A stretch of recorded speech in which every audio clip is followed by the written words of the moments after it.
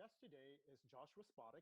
Joshua has a PhD and an MBA. He's also a professor at NYU and is the author of the bestseller book, Leadership Step by Step. How are you, Joshua? I'm good. Thanks for having me. Okay, so Joshua, tell us a little bit about yourself. Sure. I mean, I'll give like a 30-second version. If you want to know more, let me know. Okay. I have a strong background in science. I have a PhD in physics. I helped launch a satellite that's still orbiting the Earth right now. As much as I love physics, I left academia. It was not the right place for me. It was very academic. Actually, Okay. physics today is a lot of debugging.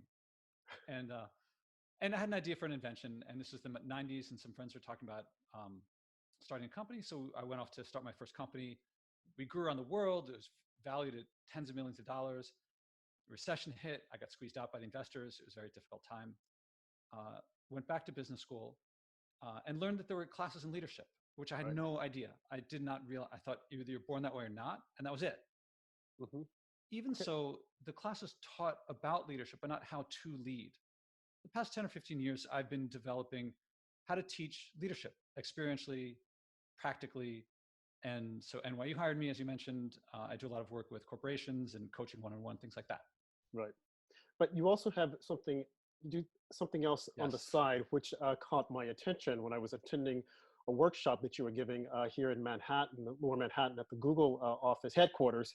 And tell us a little bit about that. Yeah, I mean, science for me has always been about nature, and it's different things for different people. A lot of people associate, I think they associate like technicians and lab coats with physics. To me, it's about nature and the beauty of nature. And so the environment, it's been front page news for a while now. Right. And I didn't really expect it to become more than just something that I would try to act environmentally when I could. Mm-hmm. I gave myself a challenge about 5 years ago, noticing how much garbage I produced. Could I go for a week buying no packaged food? And on the one hand, it seemed like it should be easy.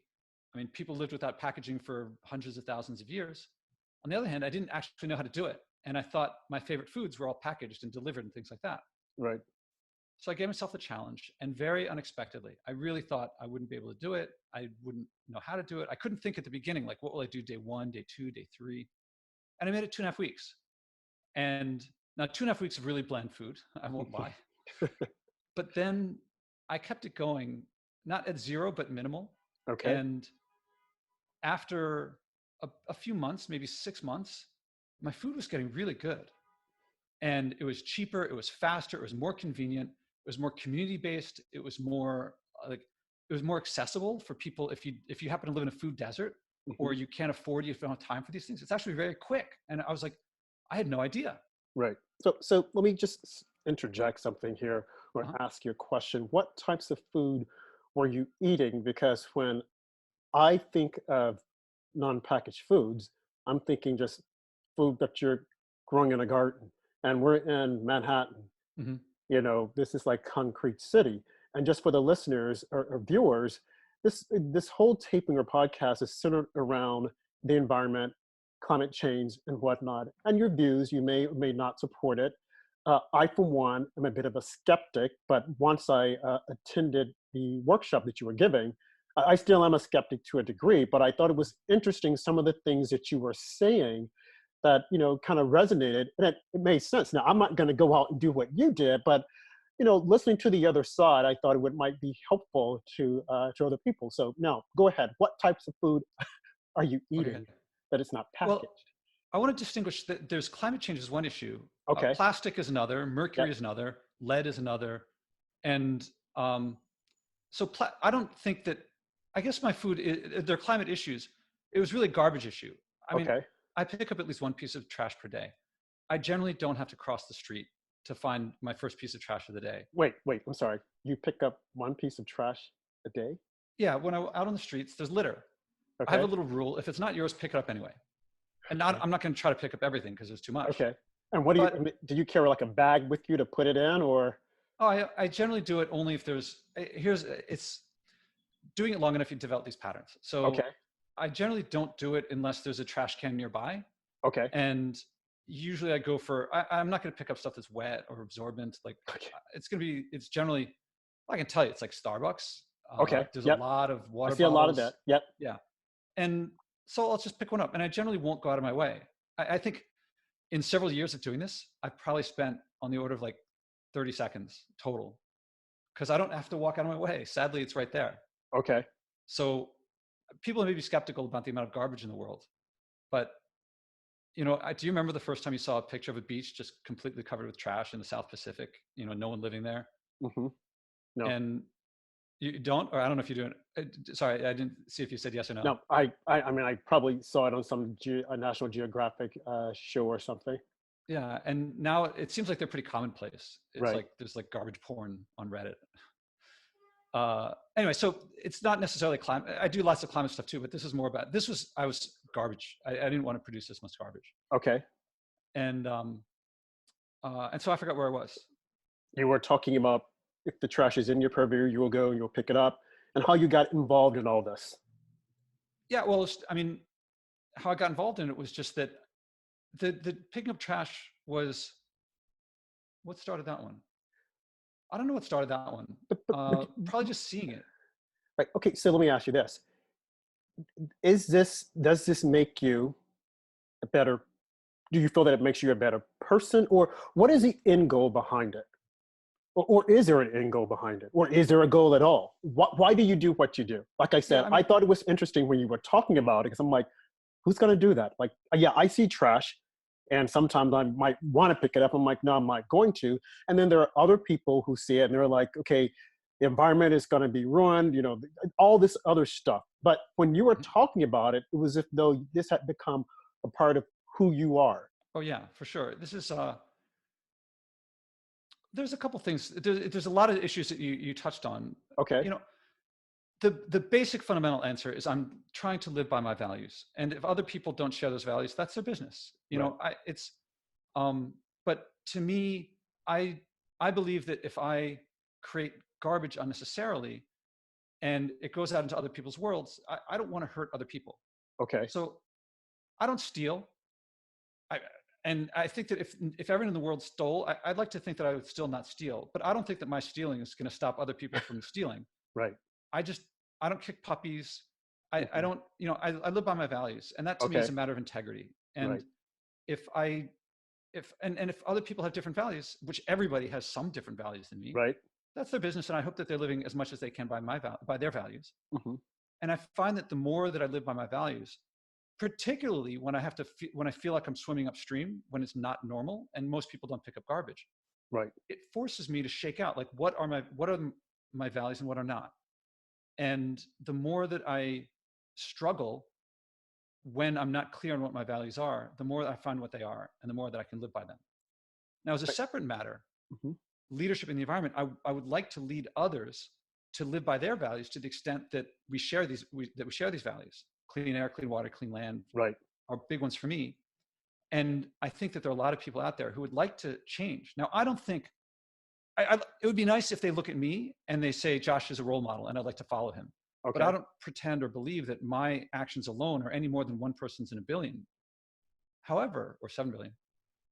However, if I do want to influence others, I don't think that if I don't live by the values that I propose, Okay. I wouldn't listen to me. I So don't leading, think so leading by example, so to speak. I don't, again, I don't think that my behavior Hmm. may be a role model, but there are leadership techniques that I do. But I don't think that people just looking at me that's it's not leading by not example. If I Hmm. don't behave this way, I think people will say, "Well, he's saying to do one thing, but he's doing another. I'm not going to listen to him." But at the same time, like I said, when you were talking at the workshop that I attended, it caught my attention. I mean, yes, I do believe that we can do better for the planet, Mhm. but the whole what I've been hearing, the hullabaloo that the world's going to end 10 years, yada yada yada. I don't necessarily believe in that. But what you were saying and what you were doing, it was a different spin. It was more. It wasn't as if though people you were trying to scare us that the world is going to end, but more so, why can't we do this? Why do we have to, we see litter, why can't we pick it up? Why can't we just tighten up things, so to speak? Why do we have to do some of the things that we're doing? Like you said, 100 years ago, people didn't even have a lot of the privileges or things that we have today, and they lived. They didn't have packaged food, and they lived. Mhm. So if that is going to, if that little bit, we were to cut that out, that carbon footprint out, would it make our life, the life of our children, the life of the future generations, a lot better? Hence, again, I say, you said not necessarily looking at you as a role model, but something that you said in the way that it was presented that might spark someone else to say, this is a different take on what other people have been screaming at us that's going to take place. Yeah, I want to augment a bit there that uh, not just asking those questions and not even just answering those questions, that would be more the study of something, but leadership Hmm. is influencing people. And my Okay. model for leadership is to help people do what they've wanted to do before I came along, but Okay. haven't figured out how. Mm, If they figured out how, they don't need a leader. If it's something they don't want to do, that to me isn't, that would be more coercion than leadership. right. So I Okay. think that if there are people who don't want to do it, that's fine. There's billions of others who do, and I want to Right. help them. Okay. And I find that there's plenty of people out there, and I'm not going to stop them, but they're using techniques of coercion or spreading facts and figures or doom and gloom. And the facts and figures may be right. That doesn't mean that it'll influence them. Right. I mean, there are plenty of people who know, I don't know, about lung cancer and smoke, and that's their business. True. If they want to change, I want to help them change. And that's something very different. I don't hear a lot of people doing that. And I also find that leadership is fundamentally about emotions, fundamentally about motivations and behavior. And as opposed to management, which is more about a manager seeks compliance. I'm very oversimplifying here, so don't hold me to this. But manager talks about something that you can measure and they seek compliance. A leader maybe wants inspiration. And it's not so observable what a leader works with. The tools are someone's emotions, someone's beliefs. Right. And I don't, leadership works, I believe, you have to meet the person where they are. Not where you want them to be, not where they should be, not where someone else thinks that they should be, but where they are. Hmm. And most people are not at a place, most people, if they even think about the environment, they start feeling guilt or shame, or there's lots of emotions that are wrapped up, but very, Right. very rarely is it enthusiasm. Very rarely is it an expectation that they'll be glad that they did it. Now, in my experience, before this experience with the food packaging and the not flying, I felt acting on your environmental values, whatever they were, would be deprivation, sacrifice. You know, you have to, but you really don't want to. It's a burden, it's a chore. Right. And what I found very surprisingly was, at least in my case, it was not that way. It was saving money. It was more people coming over to my place. I was going to the farm and meeting the farmers, and real joy, community, connection.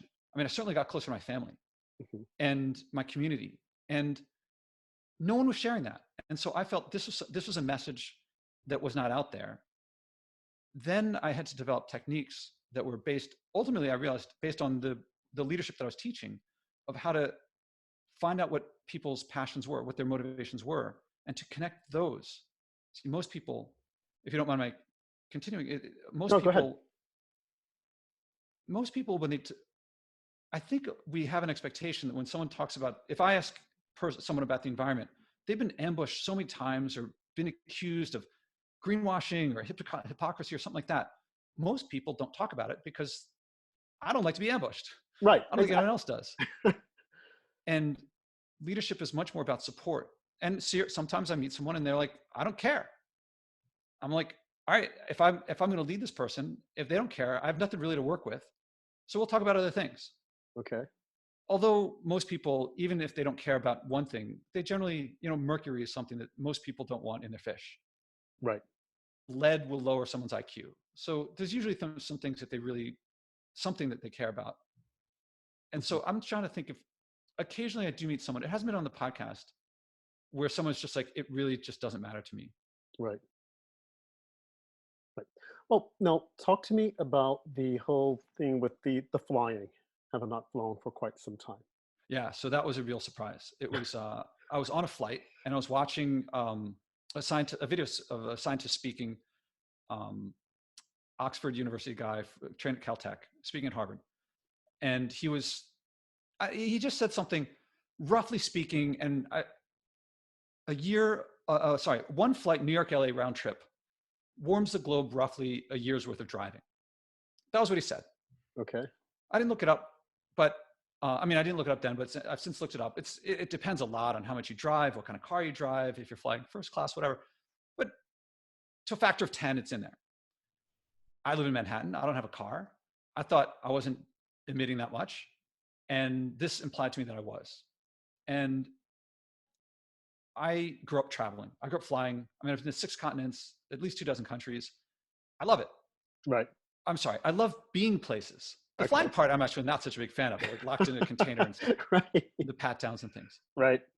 And I thought, well, the food thing, this kind of felt like the food before my week of food packaging, of avoiding packaging food, packaged food. And I thought, all right, maybe it'll work out the same. Let's Right. give it a shot. Uh-huh. And so I said, all right, a week without flying is not much. That doesn't mean much. Mhm. I got in my head a year and I thought, could I do that? And most people have the thought that I had, which is, oh, family. And wait, I got work. Right. I have to travel. And besides, I love traveling. And I was like, oh, the planes are going to fly anyway. Maybe I can just kind of sneak around there and like, but then I was like, look, let's give this a shot. And I thought, I knew day 366, I would be on a flight, no question. And as it worked out, by a few months in, see, it's not what you give up, it's what you replace it with. Right. So what could I do if I wanted adventure? How could I create adventure? If I wanted culture, how could I find these things? And I started replacing all these things and finding that I was getting more despite the not flying.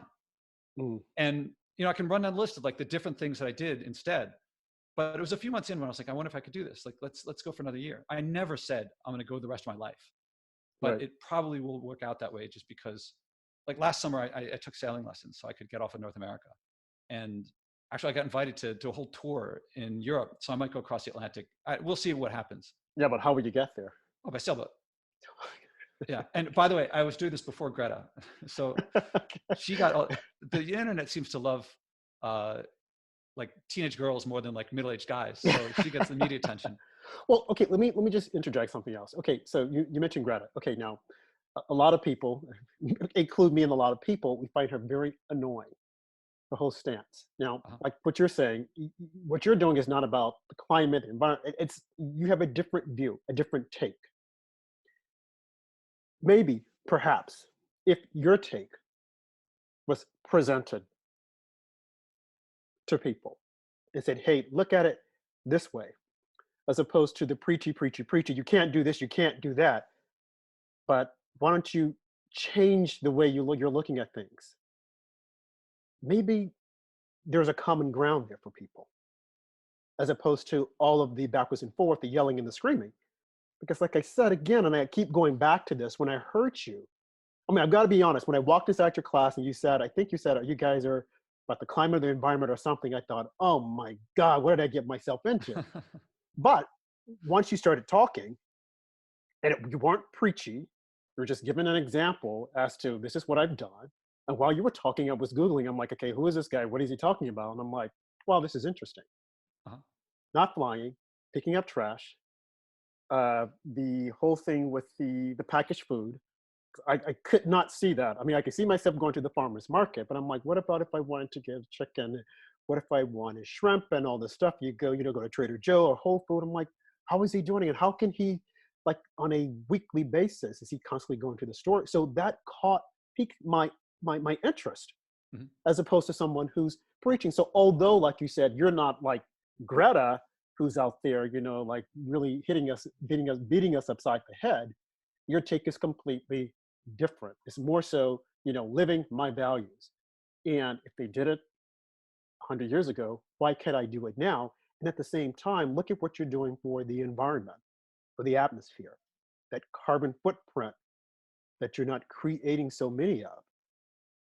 So what are your thoughts on that? Yeah.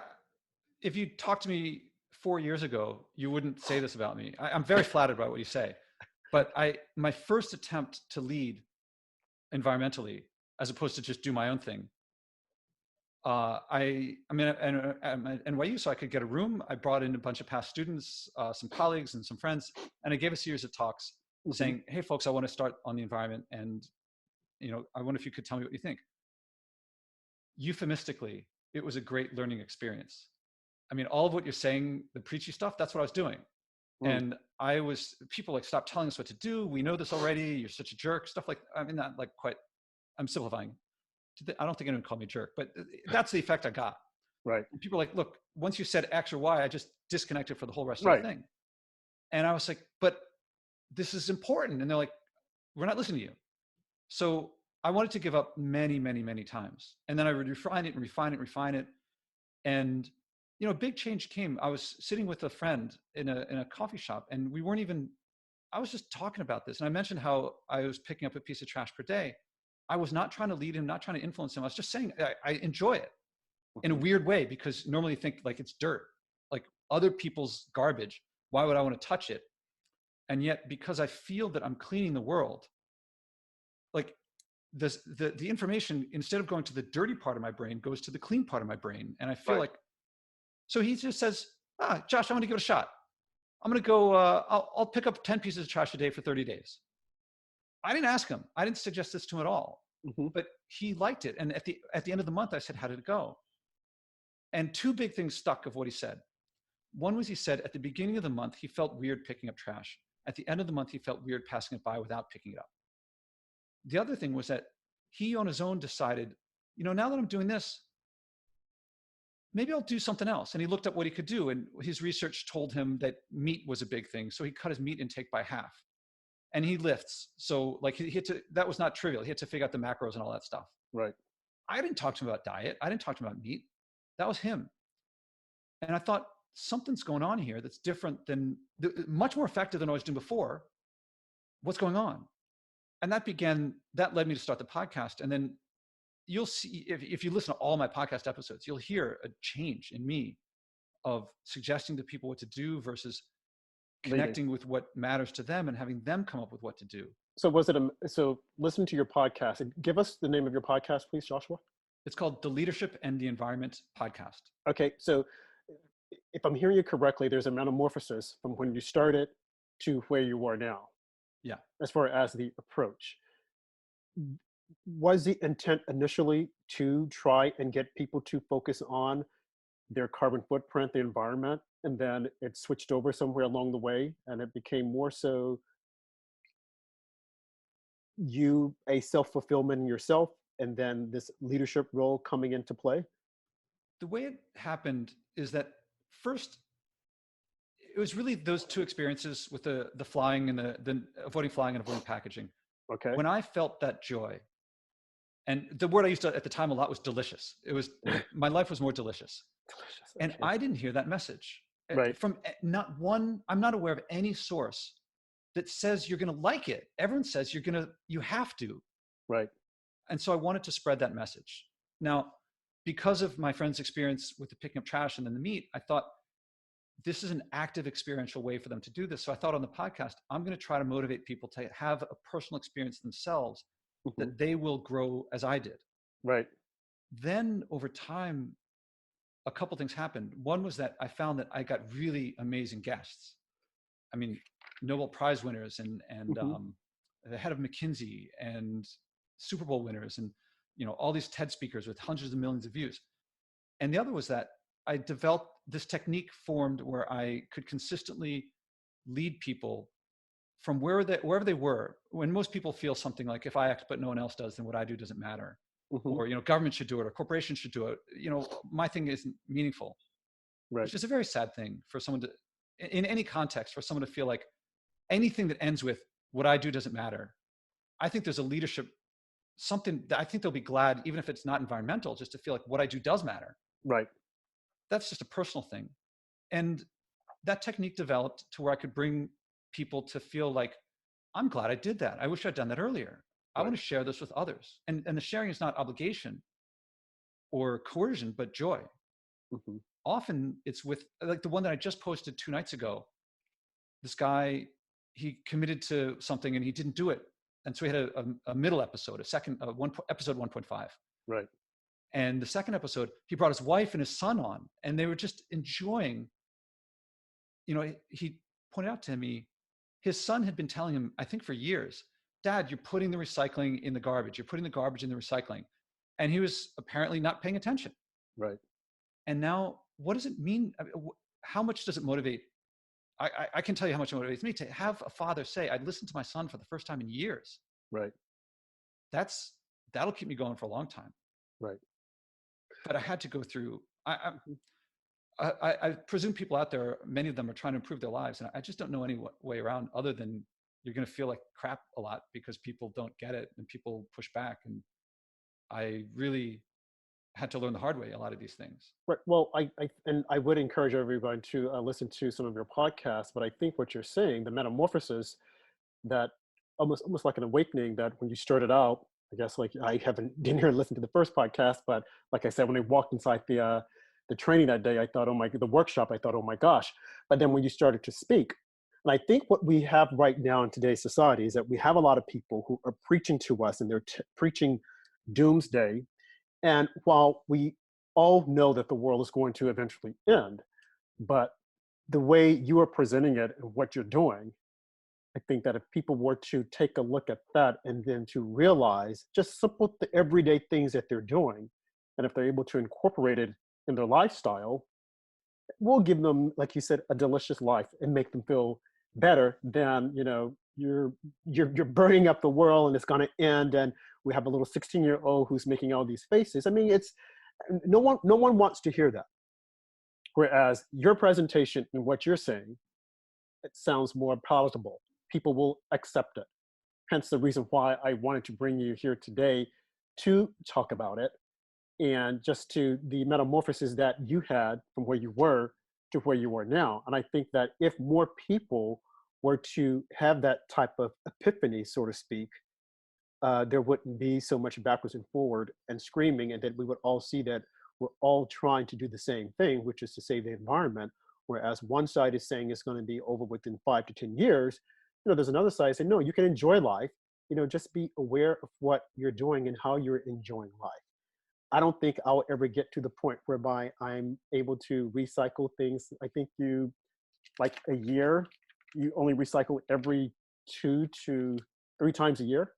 I don't, Recycling is 2 or 3 times a year. Outright garbage is, garbage. yeah, garbage. It's I'm just looking over it. The last time I emptied it, was September 2018. Actually, it's December now. And so I'm going to throw it out soon.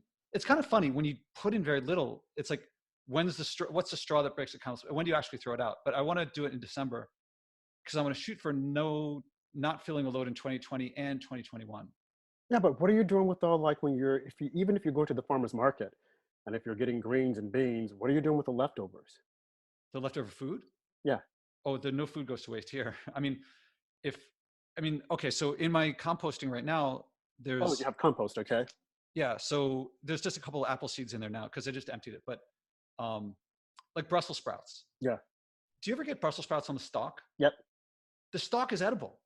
I had no idea. Really? And even when I went online, I couldn't find it, but I just gave it a shot and I just threw them in the pressure cooker because it's really hard. Chick cooker? Okay. And I have to point out, I never cooked anything from scratch before any of this. I've never taken a class. I'm just finding this out. But Right. I'll send you a link to the reviews of my famous no packaging vegetable stews. And it turns out that the stalk is really delicious. Really? And I don't mean like a little bit, like a lot delicious. It's incredible. Like me eating that stalk is like people eating ribs. So are Like you they adding don't miss any of it. spices? Are you adding spices to this? Or, I mean, because to me, I'm just thinking this is very bland, like you said, bland eating. Yeah, I get this question a lot. Especially when people are. I invite you to come over here for one of my famous no packaging vegetable stews, Yeah.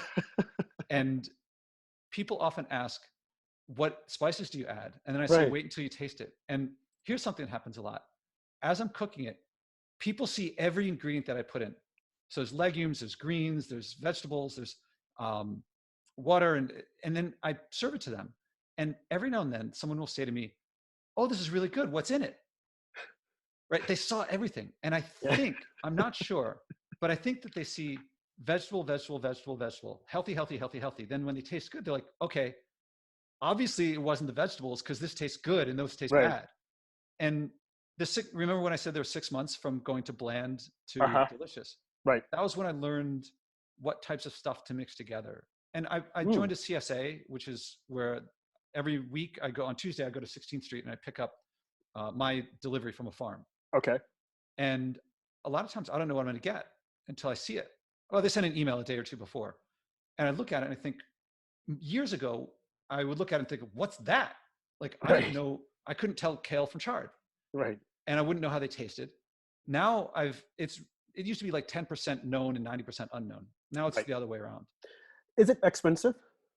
It's the opposite, Mm. especially because, see, I on the farmer's market, I generally go to the same vendors, and they Okay. give me a lot of free vegetables because Okay. we're friendly. And Right. for that matter, my CSA, the farm is upstate, and Mhm. every Labor Day, they organize a bus that goes up from Chelsea, and the bus fills up, and you register to go up, and there's a big potluck, Right. and I go up there and I meet the farmers, and they know me. We know each other now, and as a result, you develop relationships with the people who provide your food, and they're happy to share food with you. It's amazing.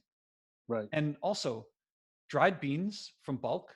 There's a co-op near me, so I get my food from bulk from there, and I bring a bag with me and fill up my own bags, and we weigh it in the front. Right. And dried beans are like $1.50 a pound, and that's dry, right? If that's not what, don't compare that to a can of beans because that's wet. Right. You're paying for a lot of water. So if I Mhm. soak these beans, then it would be cheaper, or Right. I mean, it's the same price. And then, and by the way, they will stay on your shelf for years. Same with, like, I got butternut squash over there. I got a lot of sweet potatoes. These things stay on your shelf for months at a time if you want. Mhm. It's just the greens, and even then, a lot of the hardier greens, cabbage, kale, chard, they'll stay good for weeks. So this Okay. stuff, like, a lot of people, you talk about preaching, and everything I do is I want it to be accessible to anyone. Right. And if you go shopping, you can go shopping maybe a couple times a month and live this way, and it's really, really cheap. I can make 10 meals for like $10, Wow. and it's fun. Like, people come over and they're chopping and they're learning, and mostly they're surprised. I'm totally surprised. I had no idea that, see, eating healthy or eating local, that's not expensive. Not knowing how to cook is expensive. Not knowing how to shop is expensive. Right. Right. Once you get that down, it's, I, usually most of my meals, prep time is like 30 seconds because my stew, I cook 10 meals at a time. And then I just have a whole lot of stews ready, Right. which is why I invite people over so much, because especially in August, like in the autumn, there's so much extra. Right. Like, I have to invite people over, or else I can't finish my food. Wow. Well, we're coming up on the hour, and Here we're Joshua. talking about so much food talk. Well, no, this has been really interesting. You'll have to send me an invitation so that I can actually see what you're preparing and how you're doing it, because I haven't heard anything about meat. I'm a carnivore, and I love eating meat. I would like to get away from it. But that being said, yes, send me an invite. But again, I think it's interesting what you're doing and the presentation. And the name of the book, again, is Leadership Step by Step. Check it out. This is Rob Harper with MagaMedia.org.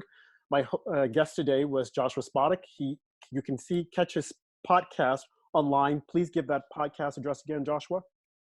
Rob, thank you very much. Glad to be here. Okay, and we will do it again. Thanks a I'm lot, looking forward everyone. to it. Okay, bye-bye.